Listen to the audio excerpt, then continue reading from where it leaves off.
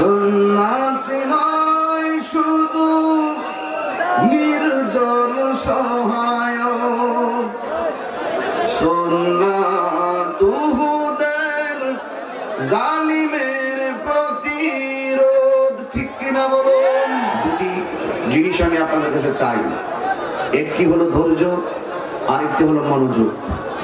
যার জীবনে ধৈর্য বেশি তার জীবনে সফলতা বেশি, যার জীবনে ধৈর্য কম তার জীবনে হতাশা বেশি। এসেছি শেরপুর, আমি কখনো আসি নাই, আসছি আমি যে এসেছি আপনারা অবশ্যই অনেকে কষ্ট পাচ্ছেন, মানে অনেকে খুব মন্তব্য করার মতন মোবাইল টোবাইল নিয়ে বসছেন, তাই না? কিন্তু আমি যে যতটুকু পর্যন্ত কথা বলেছি ততটুকু কথা কি কোরআন সুন্নাহর বাইরে বলেছি? ইসলাম আল্লাহর কাছে একমাত্র মনোনীত ধর্ম। কথা বলে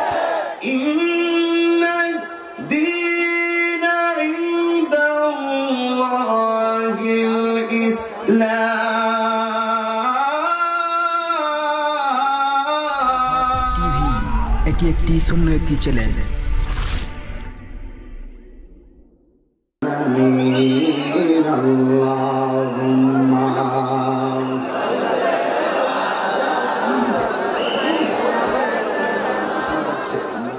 আমি আপনাদের কাছে আগে বলেছি ধৈর্য চেয়ে নিলাম। আমি এই ময়মনসিংহ শেরপুরে এই প্রথম আমি এসেছি। আপনারা যেইভাবে আমার মতন একটি অদক্ষ, অযোগ্য, জ্ঞানহীন, পাপী মানুষের কিছু কথা শোনার জন্য এসেছেন, আমার পক্ষ থেকে আপনাদেরকে মোবারকবাদ জানাচ্ছি। কারণ আমার চোখের সামনে আমার ডানে আমার নোমানি ভাই ভালো আলেম, আমার পাশে উলামায়ে কেরামরা বসে আছেন, এই পীর মাশায়েখরা বসে আছেন। কোন দরবার গেলেন? বাঁকাগুড়া দরবার শরীফ, ইয়াকুব আলম কাদরী সাহেব আমার পাশে বসে আছেন। এই সমস্ত হাস্তিদের সামনে আমার মধ্যে তৃণমূলের একটা সুন্নি যোদ্ধা, আমি রণক্ষেত্রে দায়িত্বহীন কণ্ঠে কথা বলবো, সেই দক্ষতা, কন্ট্যাক্টমেন্ট, কনফিডেন্স কিছুই নাই, আছে শুধু ভালোবাসা। আমি জানি ভালোবাসা থাকবে যেখানে, বিজয় হবে সেখানে। কথা বলেন ঠিক কিনা বলেন? এদেশ সাম্প্রদায়িক সম্প্রীতিতে অত্যন্ত যুগান্তকারী একটা ইতিহাস বিশ্বের মানচিত্রে ইতিমধ্যে স্থান করে নিয়েছে। এদেশে হিন্দু, খ্রিস্টান, বৌদ্ধ, নাসারা, মুসলমান। হিন্দু যে ঘাটের পানি খাচ্ছে, মুসলমান সেই ঘাট থেকে মাছ ধরছে। আযান হয় মসজিদে, ঘন্টা বাজে মন্দিরে, কিন্তু আমরা কেউ কাউকে আঘাত করি না। 32টা রাতের ভিতরে এই মেসেজটা আমি দায়িত্ব নিয়ে দিচ্ছি। যদি আমার বক্তব্যকে কেউ নেগেটিভ সেন্সে নিয়ে যান, ভুল করবেন, জবাব দিয়ে আপনাকে করতে হবে মনিবের দরবারে। 32টা রাতের ভিতরে আমার জিহ্বাটা যেমন নিরাপদ, ইসলাম বলেছে সংখ্যালঘু বিধর্মীরা মুসলমানদের কাছে তার চাইতে বেশি নিরাপদ। দায়িত্ব নিয়ে বলছি, ফেসবুক খুব গুরুত্বপূর্ণ একটি জায়গা। ভালো আছে, মন্দ আছে, গুজবে কান দিবেন না। কারণ আমি শুরুতেই বলছি, প্রথম থেকে বলছি যে আমরা যার যার ধর্ম পালন করব, কেউ কোনো ধর্মের মানুষকে কটূক্তি করে কথা বলবো না। প্রশাসনের একটা ভয় থাকে আমাদেরকে নিয়ে, না জানি কোনো উস্কানি কথা বলি কিনা, না জানি আমাদের কথায় কোনো রণক্ষেত্র তৈরি হয় কিনা। না, আহলে সুন্নাত ওয়াল জামাত যারা, তারা সংঘাতে বিশ্বাসী নয়। আবার শেরপুরবাসী ওয়াজ হবে, কিন্তু আমার কথাগুলো মনে রাখবেন। যেখানে অপরাধ হবে সেখানে আইন আছে, বিচার সেখানে হবে, কিন্তু সেই আইন যেন আমরা শেরপুরের মানুষ হাতে তুলে না নিই। কথা বলেন ঠিক কিনা বলেন? একদম দায়িত্ব নিয়ে কথা বলছি। ঘটনা যেদিন থেকে ঘটেছিল সেদিন থেকে দায়িত্ব নিয়ে কথা বলছি। একদম স্বরাষ্ট্র মন্ত্রণালয় পর্যন্ত একজন বিচক্ষণ ব্যক্তি আমার ভিডিও ফুটেজ দেখে আমাকে ধন্যবাদ জানিয়েছেন। আমাকে বলেছেন যে এই মুহূর্তে একটা কথা চিন্তা ভাবনা করে বলার ব্যাপার, সেই জায়গায় আপনি কথাটা বলেছেন। আমি বলছি কে কি বলে সেটা আমি জানি না। আমি জানি যে আমাকে কিছু মানুষ ফলো করে, অন্তত আমাকে যারা ফলো করে অন্তত তাদের উদ্দেশ্যে আমি মেসেজটা দিয়েছি, ধর্ম যার যার, রাষ্ট্র সবার। কথাকে মনে থাকবে, কথা মনে থাকবে।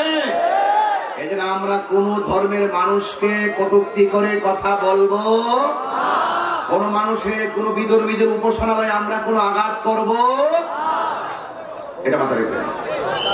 উস্কানি দিয়ে ঝগড়া লাগিয়ে দেওয়া সহজ, শান্তি আনা অনেক কঠিন। এই জন্য ইসলাম কি মারামারি ধর্ম নাকি শান্তির ধর্ম? মাহফিল কমিটির আপনারা যাই বলেন না কেন, আমাকে এই কথাগুলো বলতে হয়, কারণ আমাদের কথাগুলো বিশ্বের অনেক মানুষ শুনে।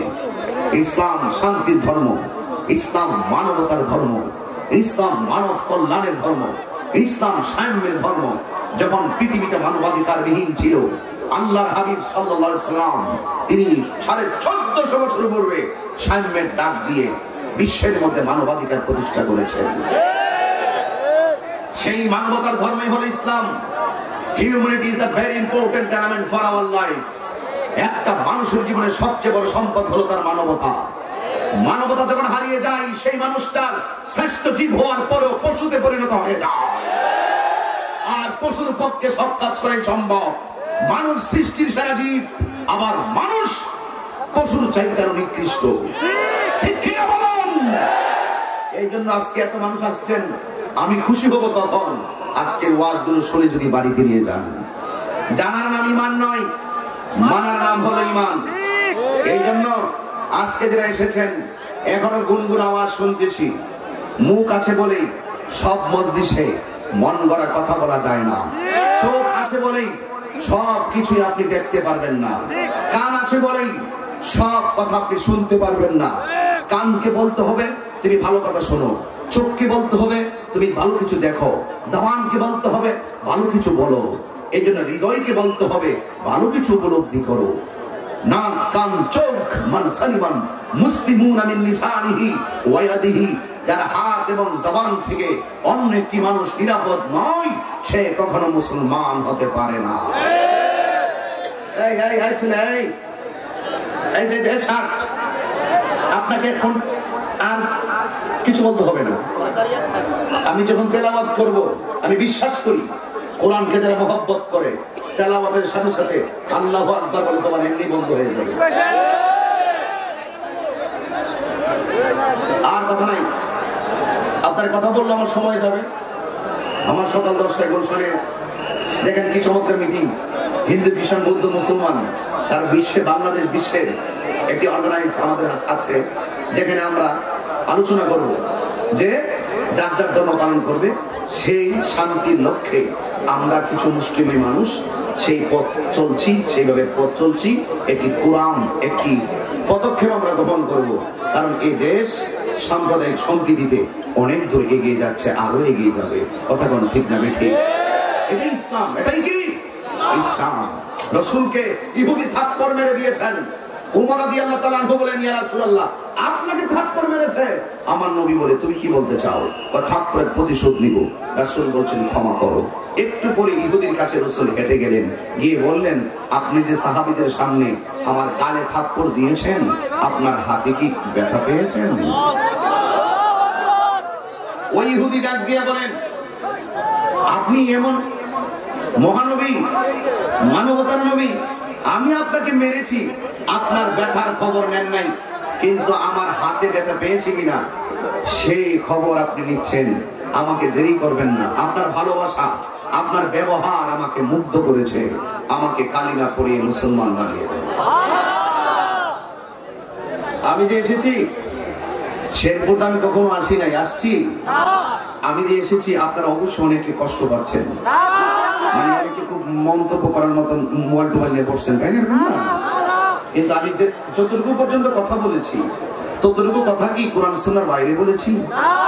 ইসলাম আল্লাহর কাছে একমাত্র মনোনীত ধর্ম। কথা বলেন ঠিক কিনা?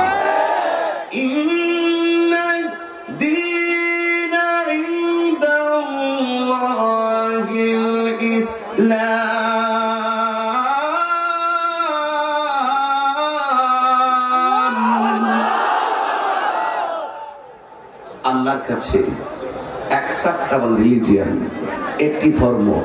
জবান খুলে বলুন, সেই ধর্মের নাম কি? The Holy Quran is the constitution of human life. কোরআন হলো সকল মানব জাতির সংবিধান। এতে রয়েছে আপনার আমার নিখুঁত নির্ভুল সমাধান। দিতে পারে একটি গ্রন্থ, জবান খুলে বলুন সেই ধর্মগ্রন্থের নাম কি? এই গ্রন্থের কোনো সন্দেহ আছে? মুসলমানের বাচ্চা, এমন একটি ধর্মগ্রন্থ পেয়েছি যে ধর্মগ্রন্থ সকল ধর্মগ্রন্থের সকল ধর্মের গ্রন্থের চাইতে শ্রেষ্ঠ গ্রন্থ। এই মুসলমানের বাচ্চা, এমন একটি ইসলাম পেয়েছি যে ধর্ম সকল ধর্মের চাইতে শ্রেষ্ঠ ধর্ম। এমন একটা মুসলমানের ঘরে মুসলমান আমরা এমন বাবার ঘরে হয়েছি, গর্ব করে বলতে পারি আমরা জন্মসূত্রে মুসলমান।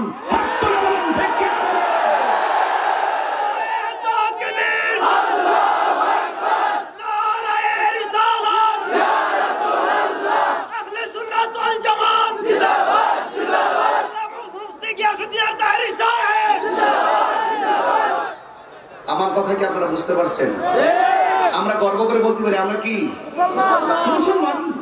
আল্লাহ বলছেন ওয়ালা তামুতুন্না ইল্লা ওয়া আনতুম মুসলিমুন। আল্লাহ রাব্বুল আলামিন বলেছেন, এই লোকটা কথা বলে কেন? মানুষ কথা বলবে কেন? আরে মানুষ মানুষ হন, মানুষ মানুষ। আমরা সব মানুষ দাবি করি, মানুষের মধ্যে অনেক অমানুষ হয়ে যায়। যেখানে কোরআনের কথা বলবে এর গুনগুন আওয়াজ হতে পারে না, আল্লাহ পাক আমাদেরকে ধ্বংস করে দিবেন। রাসূল মাইন্ড করবে বিষয়গুলো। যেখানে কোরআনের কথা বলা হচ্ছে এটা আপনারা কেন, যেখানে কোরআন তেলাওয়াত করা হবে আপনারা চুপ করে শ্রবণ করুন, চুপ করে শ্রবণ করুন। এই জন্য আওয়াজ করে বলতে হবে। 3 বার মালিককে ডাক দিয়েন, দেওয়ার পরে জবানটা একদম বন্ধ করে দিবেন। রাজি আছে সবাই? বলেন আল্লাহ আল্লাহ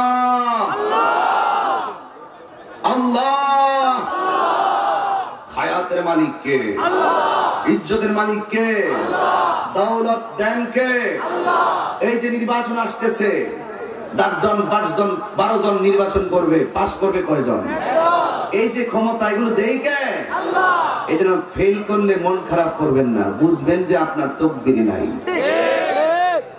সব দেওয়ার মালিক আল্লাহ।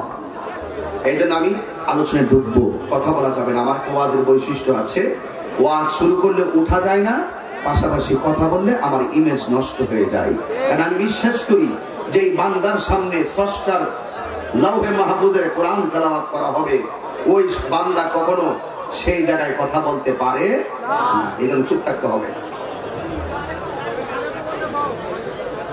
গভীর মনোযোগ। শেরপুর সদরের বাবা, ময়মনসিংহের বাবা, বাদশালা এলাকাবাসী উদ্যোগে কবরস্থানের সামনে যারা হাজির হয়েছেন, আমরা মুসলমান হওয়াতে আমরা কি খুশি না বেজার? আল্লাহর কাছে একমাত্র মনোনীত ধর্মের নাম কি? আর জোরে বলো নাম কি? আল্লাহ রাব্বুল আলামিন আমাদেরকে টেন্ডারবাজি করার জন্য পাঠাই নাই, মানুষকে হত্যা করার জন্য পাঠাই নাই, রাহাজানি করার জন্য আমাদেরকে পাঠাই নাই।